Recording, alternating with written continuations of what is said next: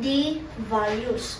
And what you need to do in here is to just substitute the given value of x to all the x's here in your function.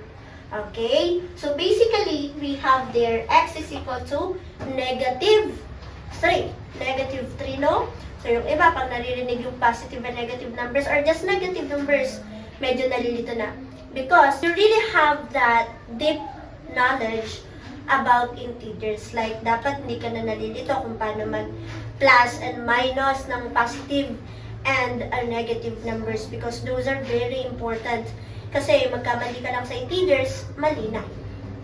So, madali lang naman yun. You just have to follow the rules. And marami din naman ako tutorials niyan. So, don't worry, magpo-post din ako ng iba't ibang tutorials about integers. So, right now, just substitution. Since we have negative 3, then we put